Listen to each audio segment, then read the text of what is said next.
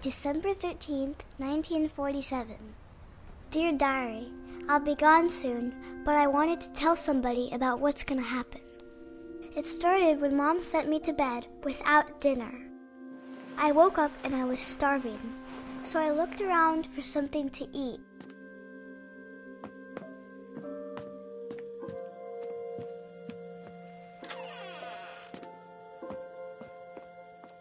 I kept eating and eating.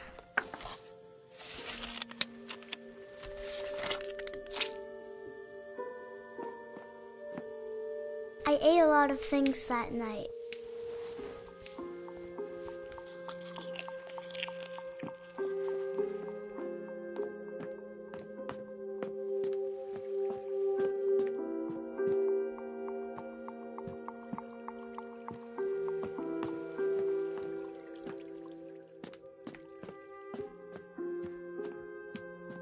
The gerbil food was dry, but I didn't mind it.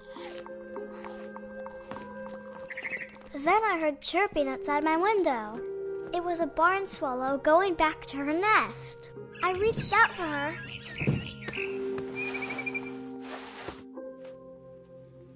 And suddenly, I was a cat. I tried to be quiet, but the bird was really scared. Mom and Dad didn't even look at me.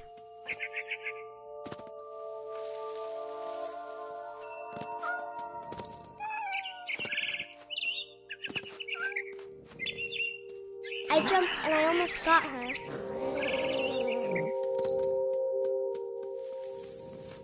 I could tell she was getting really tired. Now I was up in the big tree. I promised Dad I wouldn't climb it anymore. All I cared about was eating that mama bird. I gobbled her up. And suddenly, I was an owl. First, all I heard was the wind. Then I heard little teeth nibbling in the grass.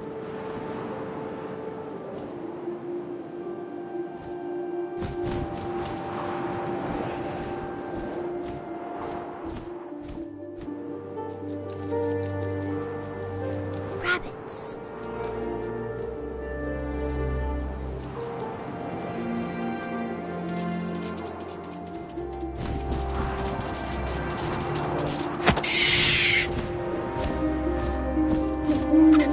I imagined his face looking up and seeing mine through my talons. I swallowed him up, and I didn't chew one bit. Then I flew off to find something bigger.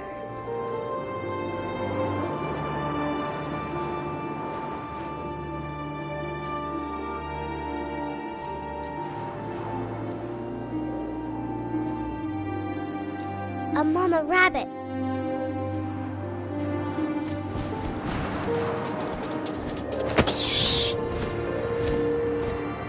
She was almost too big to carry. I started choking, but I couldn't stop eating. And suddenly, I was a shark.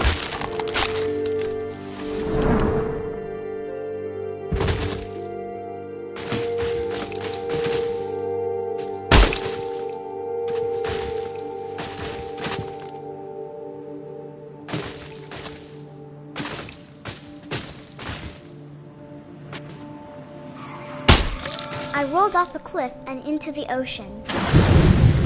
Now, I was hungrier than ever.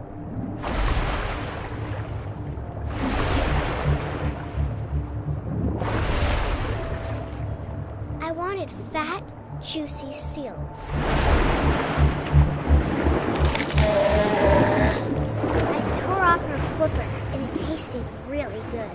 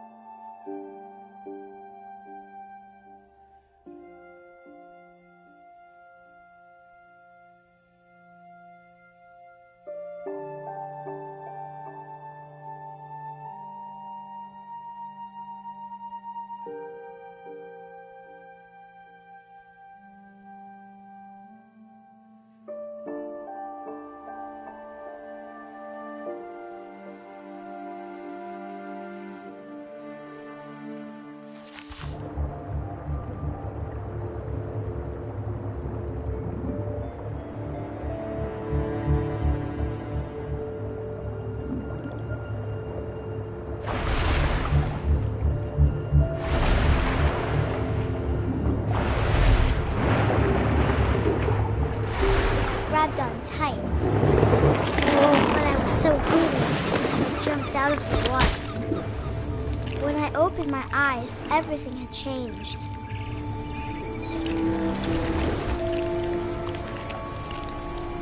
Now I was a monster, and I smelled people everywhere.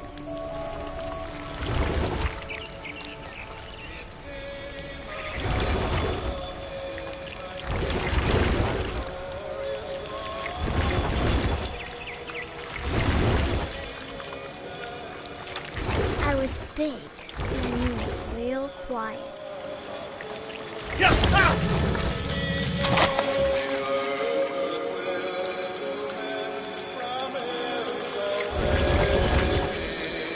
I wanted to stop, but also I didn't.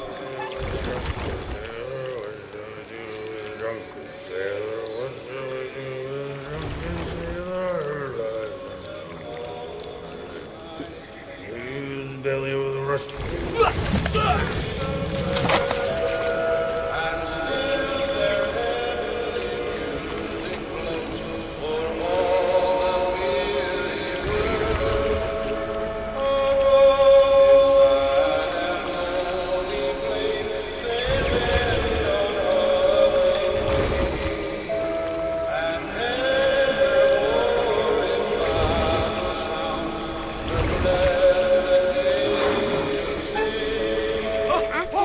Passenger, I was still hungry. And to cross the water, I smelled something new. Something I had to have, so I swam towards it.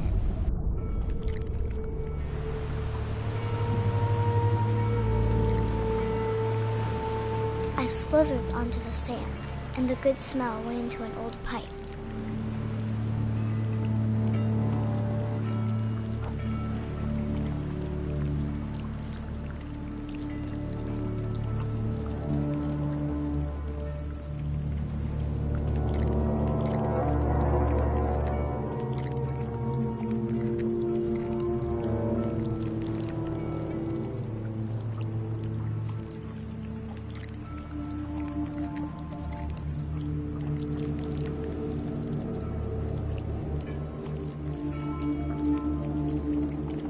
I got closer and closer.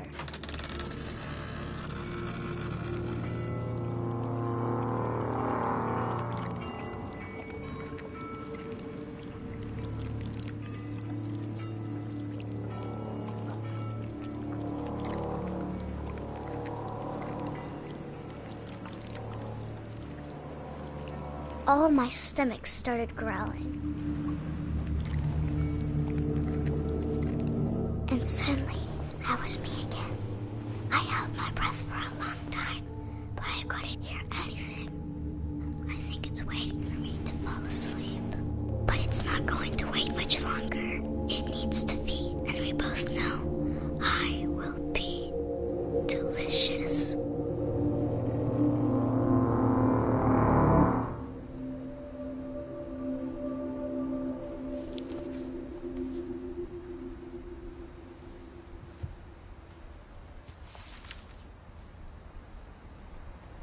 I'm not sure if I believed all of that, but I'm sure Edie would have.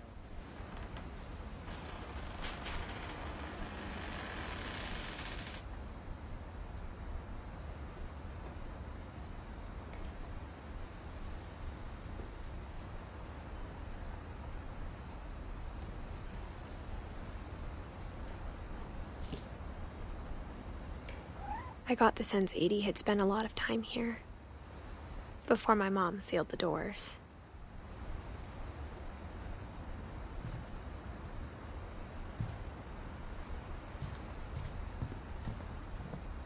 I grew up looking at Molly's room through the peephole.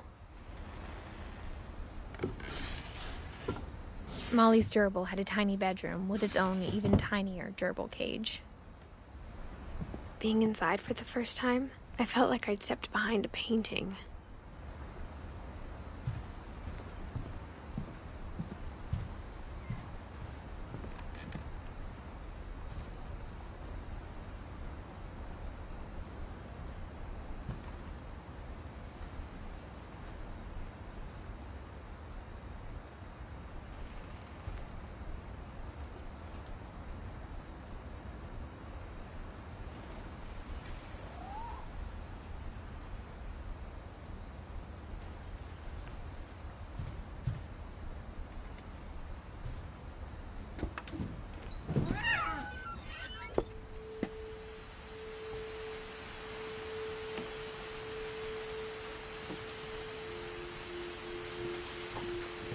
This will be obvious later, but my mom never told me any of these stories. Edie would have, but Mom didn't like bringing up the past. Though, when we adopted a stray kitten, she was the one who named it Molly.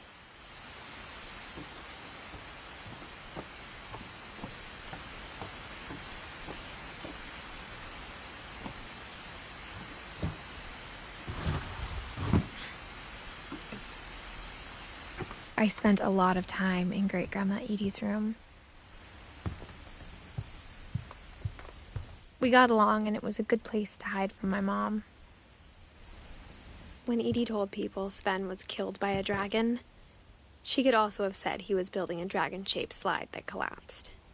She could have, but she didn't.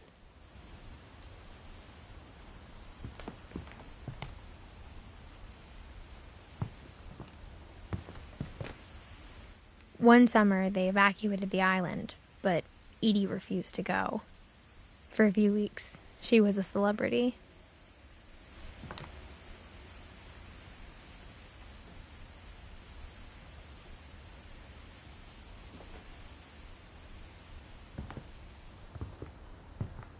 Even in her 90s, sometimes Edie seemed a lot younger than my mother.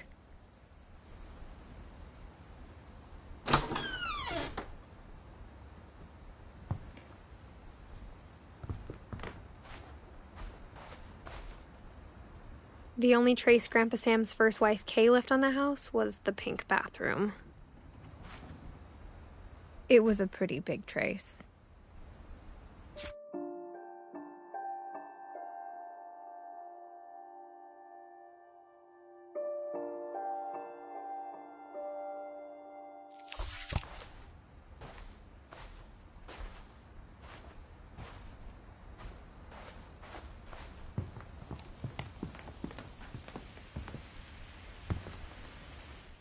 I hadn't thought of myself as Edith Jr. for a long, long time.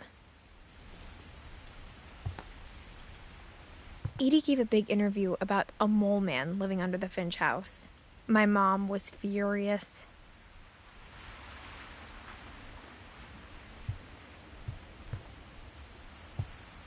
Louis died a week before we left, but Edie had already started to memorialize him. Edie knit me a new pair of gloves every year, just in time to replace the old ones. Her room was like a museum. For 500 years, the Finches have been famous throughout Norway for their fortune and misfortune.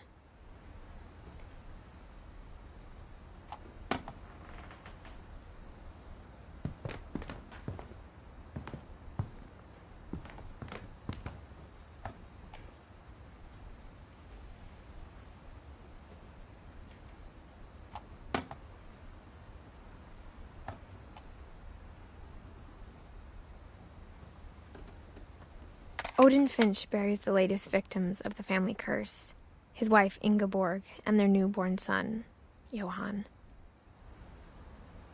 On January 7th, 1937, he set sail with his family and his house, hoping to leave the curse behind.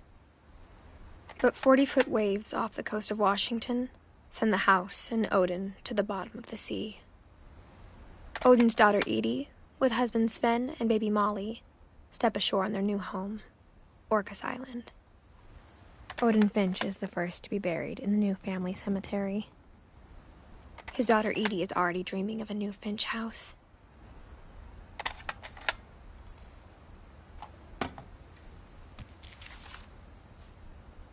Whatever's wrong with this family, it goes back a long ways.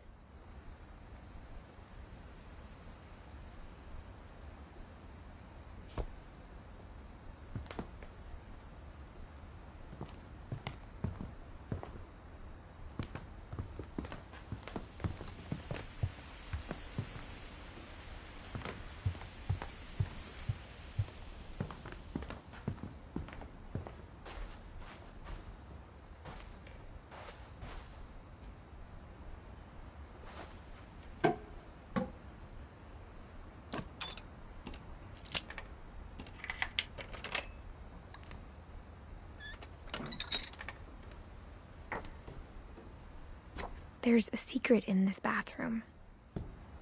It's in the last place you would look.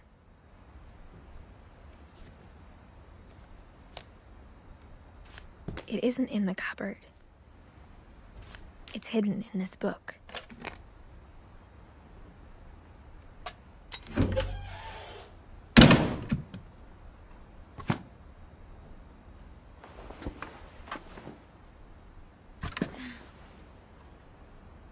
Sven gave Sam an old camera he'd refurbished. He never put it down.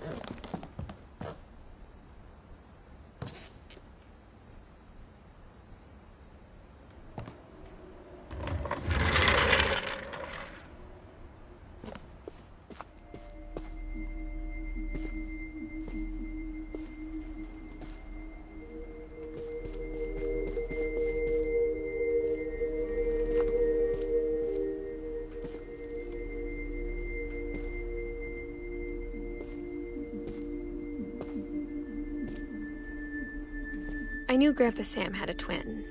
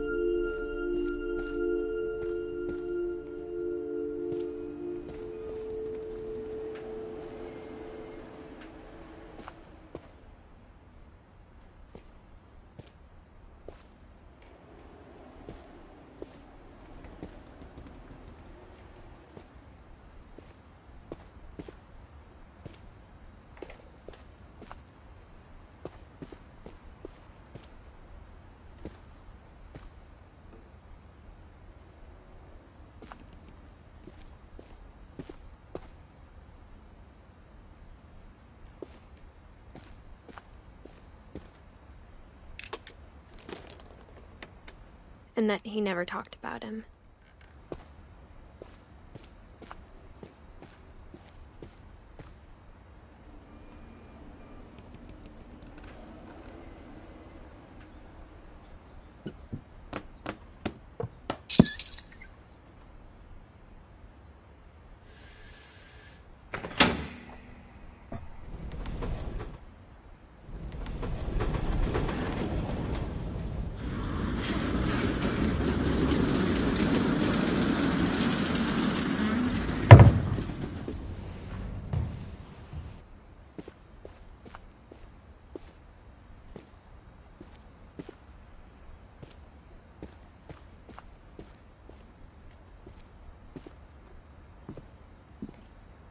I guess my grandpa didn't like history any more than my mom did.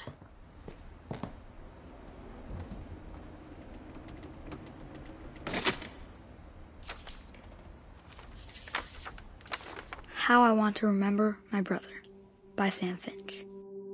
The thing I remember is that when he made up his mind, that was it.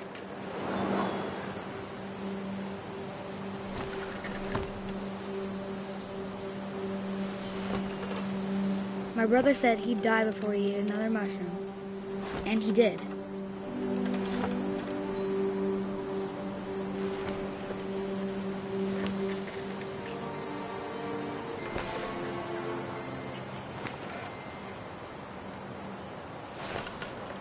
At Barbara's funeral, we swore we'd never be afraid again, and he wasn't. I think Calvin always wanted to fly.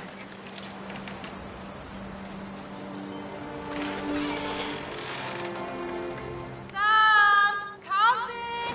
Dinner's ready! Coming! But that day, he finally made up his mind to do it. I told him going around was impossible.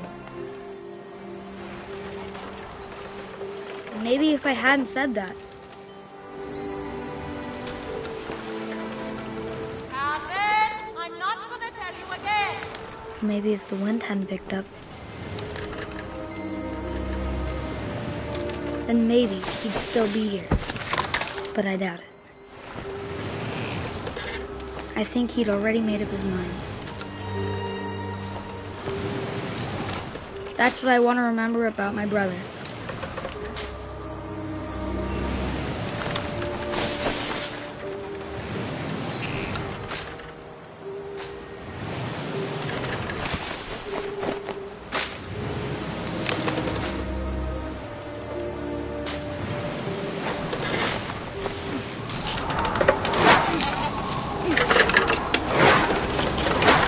The day he made up his mind to fly. And he did.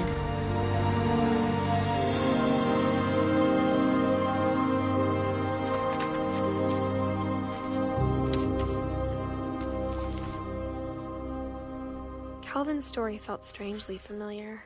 When I was younger, I remember trying to do the exact same thing.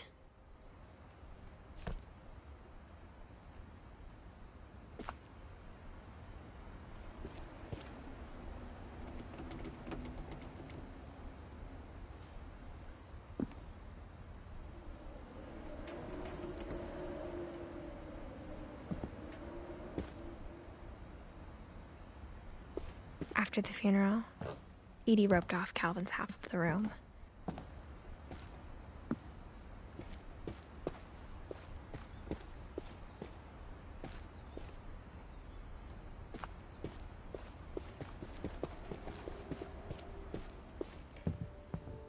The passages were a pretty tight fit. They'd obviously been built for smaller hands and bellies.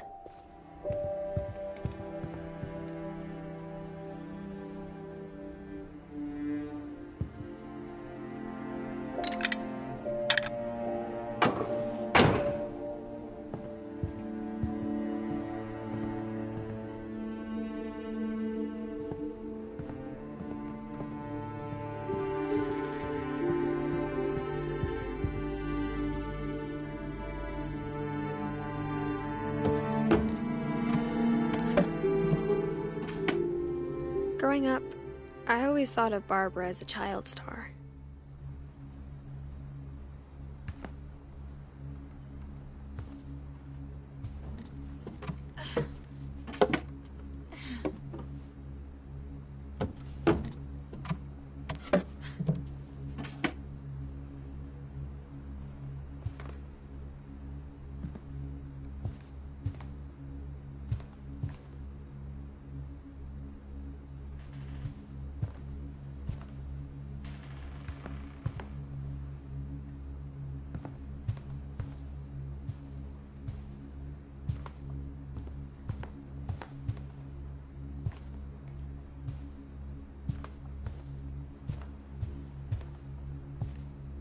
I never thought about how hard it must have been for her afterwards.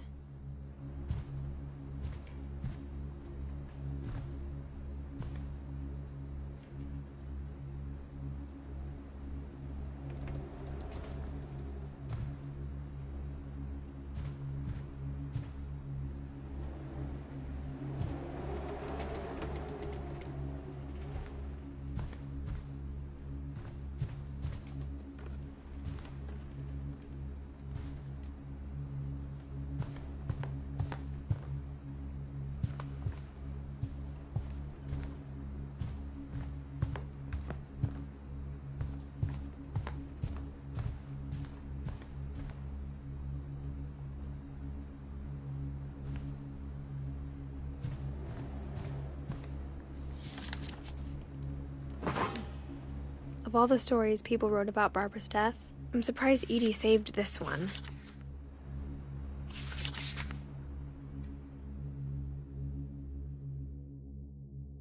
Old Jack here with another ghastly tale inspired by America's most unfortunate family. I'm calling it The Surprise Ending of Barbara Finch. As a child star, Barbara was famous for her scream. Now at 16, she was all washed up.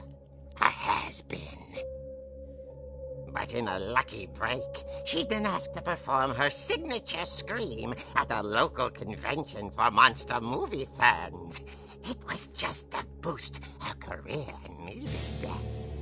Unfortunately, her scream hadn't aged well. Getting better. I think you just need the right motivation. Her biggest fan and current boyfriend, Rick, was about to demonstrate when... Now that was a great scream. It was Barbara's father, Sven. He'd slipped into a table saw and had to be rushed to the emergency room. So Barbara got stuck babysitting her youngest brother, Walter. Her convention comeback was cancelled. Okay, I'm hearing frustration, but I'm not hearing terror. What if I tried... A gang of hoodlums in Halloween masks have been terrorizing Orcas Island tonight. Police are urging residents to... That came from the basement. You're right! Also, I loved your delivery on that. Why is your basement door locked? Because my dad likes making puzzles and secret passages. There's a key hidden in the music box. The secret is to keep winding and winding until finally the key pops out. Thanks, babe. I'll be back in a sec. 20 minutes later, Rick hadn't returned. So Barbara went to look for him, right on cue. She reached for the music box.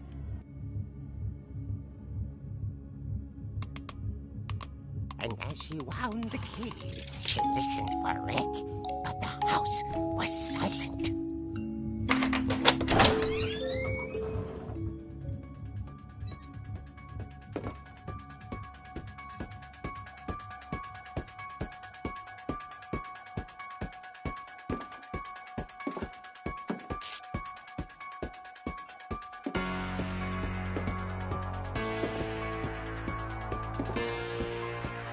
She found Rick's crutch and imagined the worst.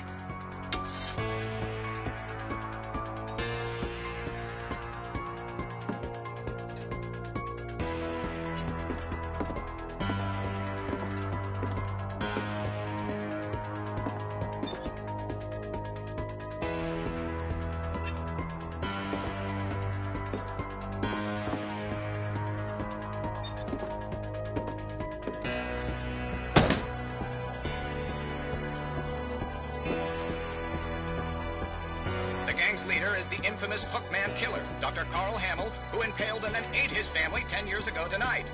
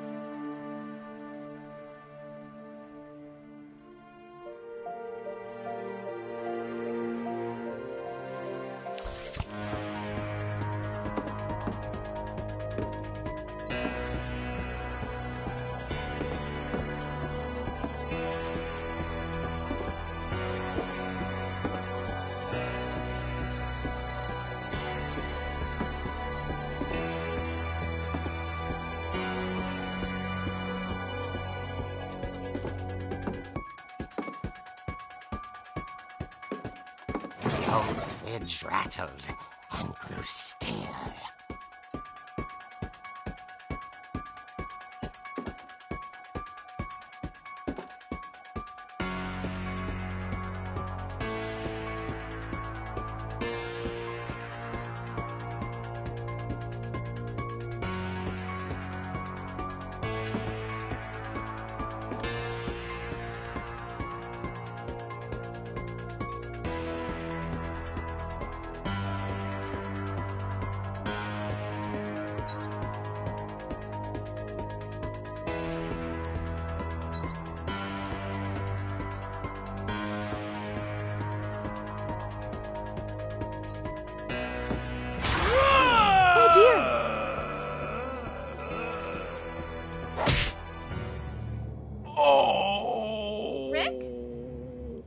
Barb, relax. I was just trying to scare you to help you find your scream. Well, I'm not scared, Rick.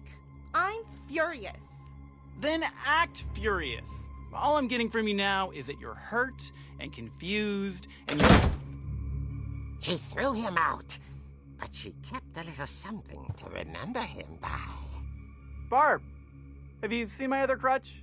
And she was still holding it when she fell asleep watching the late picture show. Hours later... Barbara! Walter, what's going on up there? Ah! Okay, I'm coming up, but if this is a trick, you're dead, Walter.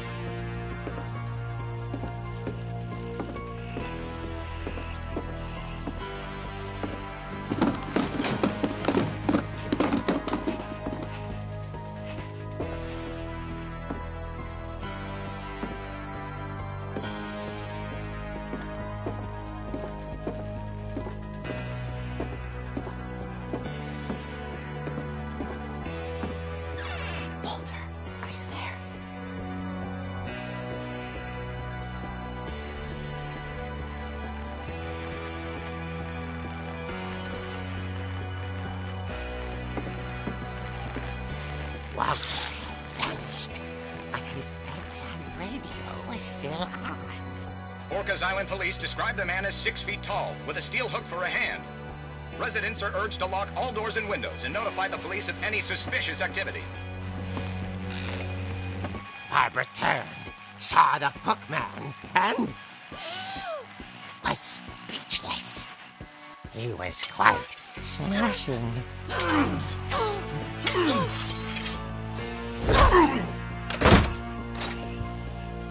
And he was.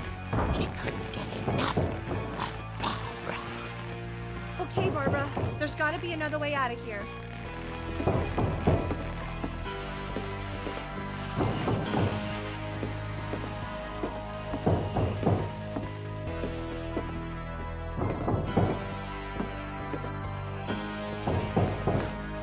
That night, she played her part beautifully.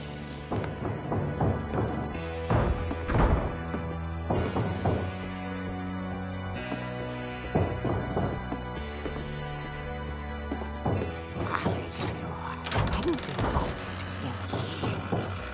The hinges groaned.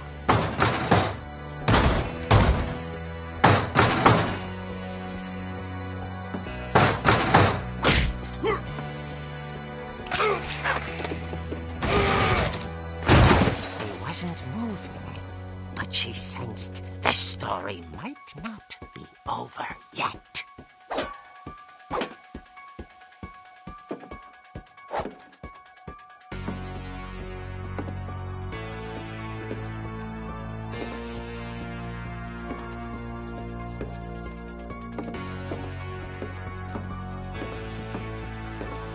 hookman had vanished.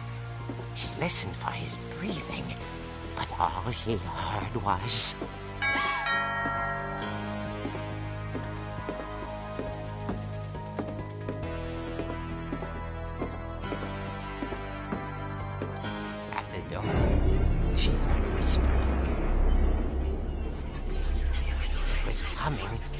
inside the house.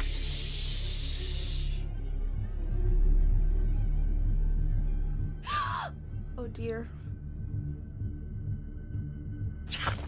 The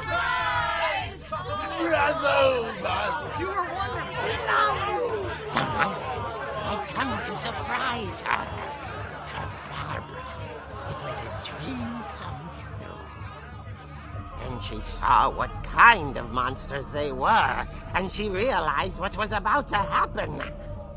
She was going to be famous. And with her final breath, Barbara Finch gave the performance of her life.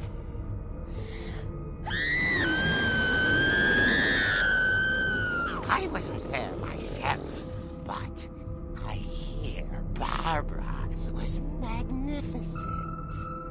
Poor girl. She had a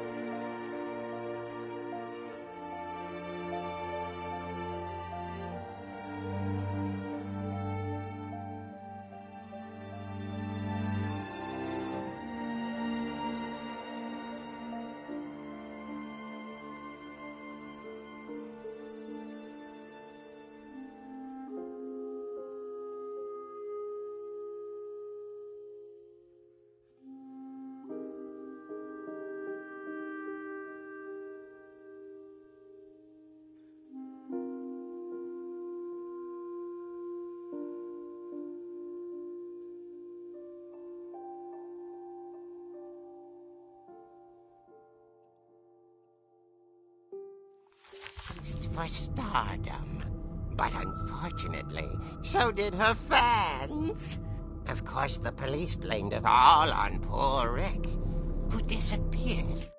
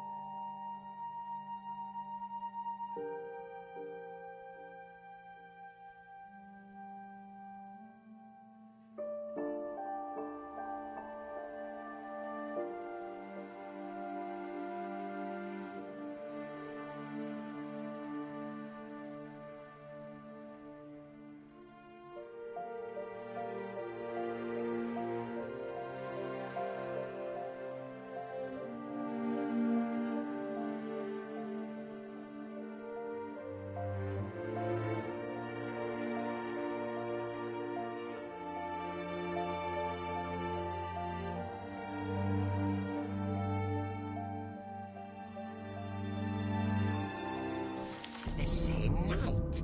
And little Walter? Hiding under his bed the whole time.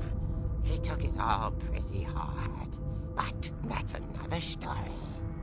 As for Barbara, tucked inside the music box was all they ever found of her. Her ear. Now that's what I call a real eerie tale.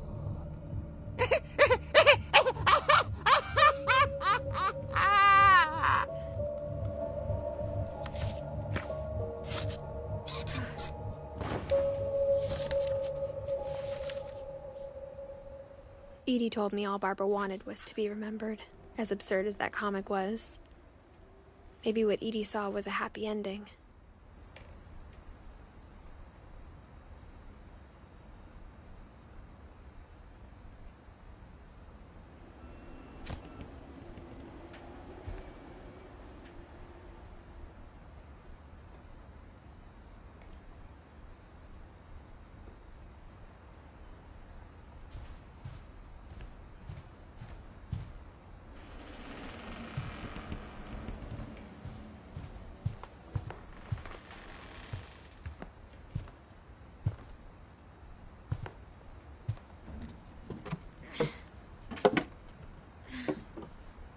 I guess now I know why Mom didn't like me playing with the music box.